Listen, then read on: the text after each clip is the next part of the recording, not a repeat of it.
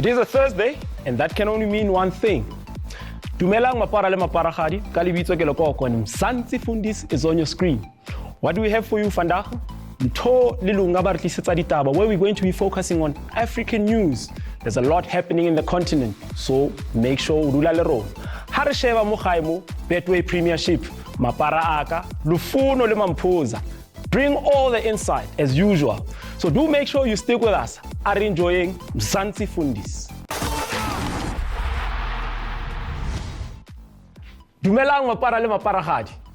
It is a new week, and that can only mean Mzansi Fundis is on your screens. Kalibitso, Kilekoko, your host. And as usual, I'm not rolling solo. Kivale maparaga vandag. Mara Mamphosa ko bona nkare how sharp man vandag. Go iragalang. O great. People benefited over the Mara wena o grand. I check before ke na go benefit. Lufuno was advocating for fair refereeing. Now we will see. Was he advocating for fair refereeing or he just wanted to benefit? Lufuno ha grand Mamphosa. Ha grand. Okay, are mo gae chance nyana for a recover abe grand. Yeah. In the meantime, are check what bar tshwaretseng Lunga le Mtho kada in the news. Ngiyabonga Lekoko. Welcome to Fut-Afrique news, and these are the headlines. Africa's 10 representatives for the FIFA Under-17 World Cup 2025 have been confirmed.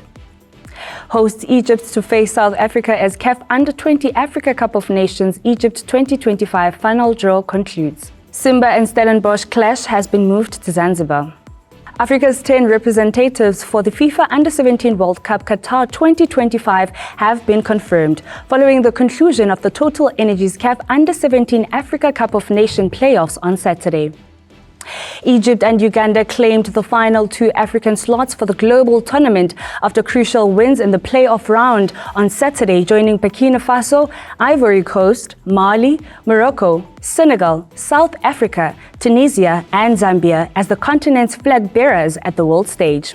The expanded tournament, the largest in the history of the Under-17 World Cup, will feature 48 teams for the first time and will be held from the 3rd to the 27th November 2025 in Qatar. Now you already know that I'm not alone, but I'm joined by my favorite sports journalist, the teller of all football tales, Mthokozisi Dube. Sawubona Mtho, unjani? Ngiyaphila Lunga, unjani? Ngiyaphila. Let's take a trip down memory lane. You remember last week uthe Uganda and Angola will be the one to join the 8 that have qualified. But it turns out it's Uganda that has indeed qualified. What is it about them? Yeah, look, at least I got one right and got Egypt wrong, but I think Uganda, for me, I think the manner in which they sort of bounced back after that 5-0 trapping in the first game against the host Morocco, I think for me showed that they have the right mental fortitude to pull through and eventually book a spot. Competition seems very tight as CAF conducted the final draw for the CAF Under-20 Africa Cup of Nations Egypt 2025 last Sunday in Cairo. The tournament, scheduled to run from 27th April to the 18th of May 2025, will feature 13 nations battling for continental supremacy and 4 qualification spots to the FIFA Under-20 World Cup Chile in 2025. So until the draw has been done and South Africa is set to take on the host Egypt. Tough fixture. How do you see that game? Look, I think judging by the performance of this team in the COSAFA Under-20 Cup that took place in Mozambique, I think they have what it takes to beat any team. Just unfortunate that the coaches couldn't get some of the key players like your Chandra Campbell, who's doing very well in Belgium. Mbogazi as well at Orlando Pirates. I mean, he's become a very important figure in that defense, so they wouldn't let him go. So, but I do think they still have enough quality to go all the way and and win this competition. So let's take a good look at the groups now. And I like to put people on the spot when it comes to predictions. In Group A, we've got Egypt, Zambia, Sierra Leone, South Africa, and Tanzania. Who are we looking at the most? Look, obviously Egypt will be tough, obviously being at home, and also when you look at their record as well, they will be a very, very difficult team to beat. But I see South Africa coming out of that group because I think we've got a very strong squad. When you look at Group B, I'd give it to Morocco. Morocco have done extremely well, I think, with their academy, which is based at the Mohammed VI Sports Complex, and they've done very well in terms of grooming a lot of talent, and I do see them also doing very well, just like they've done well in the under-17 tournament. And when you look at Group C,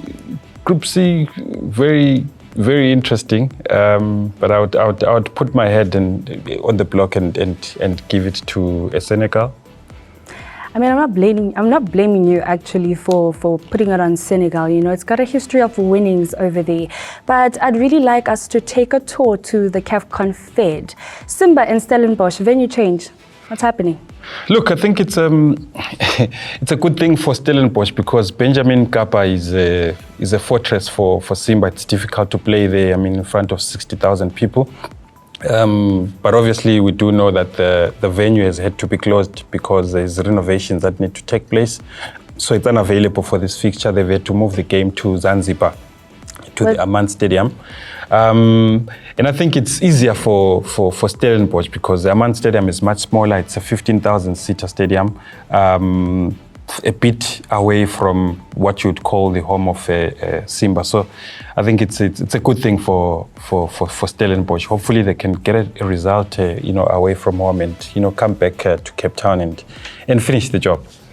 Speaking of the number of seats and full capacity and the stadium being small, what impact does a full house have on the game?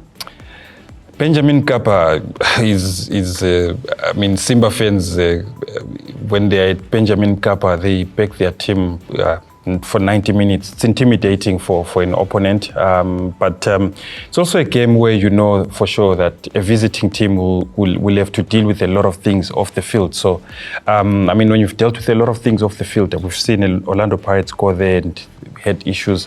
When you get on the field and you're playing in front of 60,000 fans chanting, it's obviously unsettling for a lot of players. So I think it makes it easier that they're playing away from Benjamin Mkapa.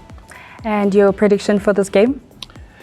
Look, I would predict a 1-1 draw in Zanzibar, and I would give Stellies a 1-0 win in Cape Town. Oh, okay. So we're basically seeing the Stellies in the finals. That's amazing. That's amazing. Let's see how you do next week. This is Lunga Mtho. Mthokazi Sidube all the way from Far Post. This is Fut-Afrique News. Over to you, Lukoko. Hi, Stellenbosch, Simba, Badalago Zanzibar. Let's hope Stellenbosch players don't go on holiday while they relax. Unfortunately, that's all we have for this segment. Do make sure you stay with us. Hariboa. We're going to find out why Piliam Mpoza le botlhoko ke suspect or ke Nedbank Cup. Tsamono metsi urulele rona.